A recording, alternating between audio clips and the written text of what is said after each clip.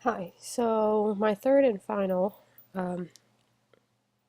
tool that I'm going to talk to you about is called Pixlr, and it is my still media option. And so I actually chose Pixlr mainly because I had originally chosen Photoshop Express, and because I'd used Photoshop before. And then for our mini art school project, I guess last week, I tried to use Photoshop Express and it didn't exactly have all of the things that I had wanted, and so I went searching for a different still media option to kind of accomplish last week's blog, and I found Pixlr, and I was overwhelmingly happy and excited about using it because it had so many great tools and options. And so just a little overview of Pixlr. You can see that there's three options right away. So I'm going to talk to you a little bit about Pixlr Editor today, which is what I've been using. And so that's just a web app that you launch.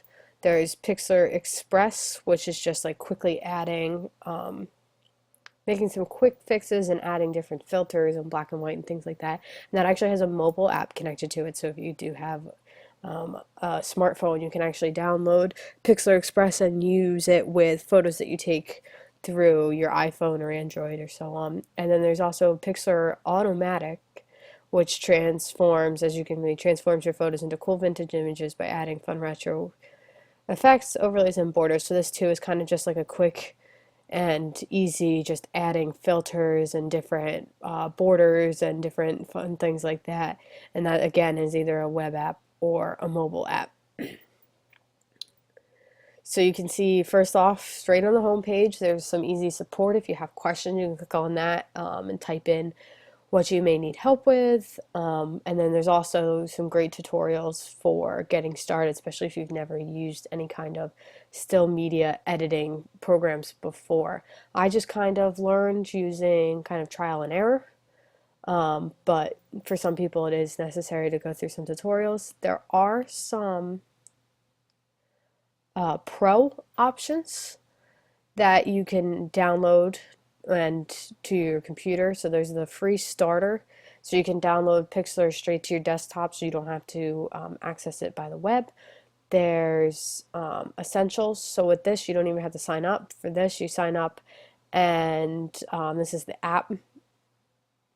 And then there's the pro version. So that's $15 for the year. So it's really not that expensive.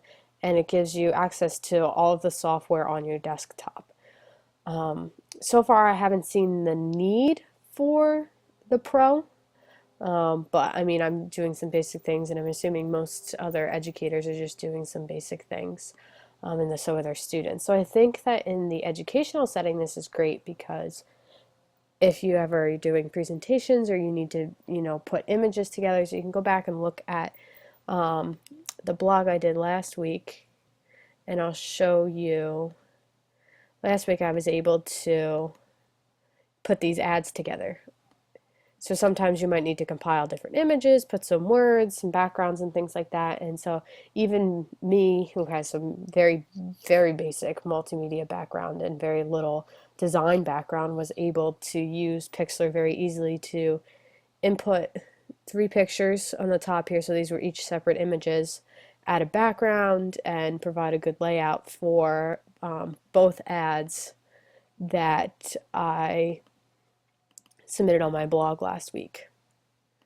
So, um, let's see. I'm now going to just walk you through some of the things you can do. So last week on my blog, I did the mini art school where you had to design album covers for a band, and I chose Maroon 5. And so I actually used Pixlr to create this kind of montage of four images of Adam Levine and adding the text and doing different effects. So just briefly, you can see the image that I started out with. I just simply just opened and hit File, New Image, and this gave me this white background, and then I added a layer. So it's nice because you can work by layers in Pixlr. So each time you add a new layer, you can then go back and remove it or edit it, and you don't have to edit the whole thing or delete the whole thing and kind of start over. So it's nice. So I opened this as a singular layer, and then you can duplicate the layer, which I was able to then kind of add my second atom in. I can duplicate the layer again. And one more time to give me my kind of 4 different Adam Levines to work with. And the only thing is, when you're working, especially with duplicates like this, you just have to make sure you're working in the right layer. So if I want to edit this top layer, I can go back and add some kind of different effects to it. If I wanted to edit the second layer, go in and do something kind of different. So let's try scale lines. You can kind of see that I quickly am able to go through, and let's see, let's add, not really, there we go, add something different to that layer, and then one last adjustment on this one.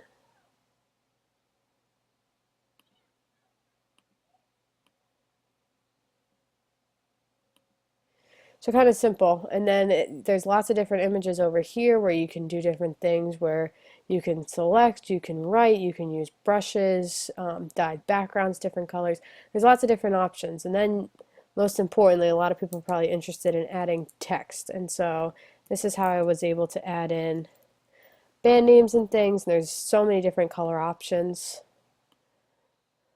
on these.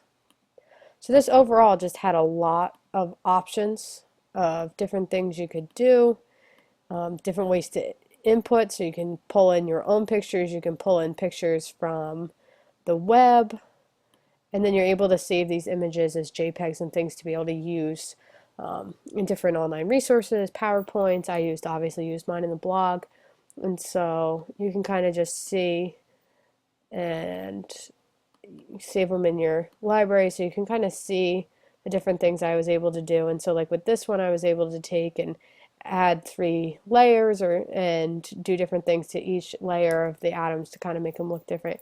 So overall, there's a lot of options with Pixlr, which I think makes it great.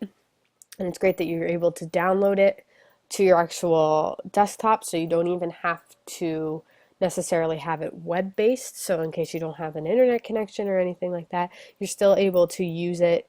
And I definitely think that overall it's very user-friendly. I learned by trial and error, so going through different adjustments, different filters, lots and lots of options, and figuring out how to rotate and move and add layers and things like that. But there are lots of tutorials to go through this, and one thing I needed to figure out, I just Googled it, and there's lots of online forums and things. So it's definitely user-friendly in that sense, and you saw how quickly I was able to go about making my changes to this one just on screen right here. And so I think even though you saw there's lots of options, and you might think it's a little overwhelming to edit photos this way, especially if you don't have any kind of background in that area. I definitely think it's easy to use. And I think it would be easy for students to use, teachers to use. So it's a great tool for both teachers and their students, especially if you need to do things where you need to compile images or things to use, or you need to do some editing where you need to add different effects to things, things like that. I think it's very user-friendly, very quick and easy to kind of do something. You saw how quickly I did this, and it's all free, which is wonderful. So there's no need to pay for anything extra. Students can access it from home, and they don't have to spend any extra money to easily help them accomplish some kind of visual assignment that you've assigned to them.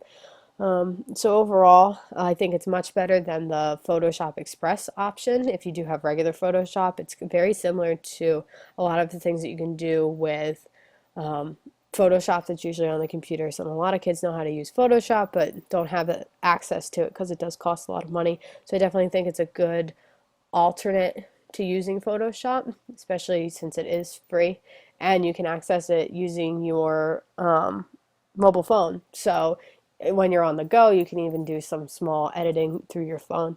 So overall, I think it's very helpful, and I think that a lot of educators can use it because I was able to figure it out, and I'm not too tech savvy or graphic savvy, and I think the kids definitely would have a good time with it because there's lots of ways to edit things and move things and add things and just really kind of take something and make it your own by adjusting it and adding filters and all sorts of things like that, adding text, and there's so many different options of things to do.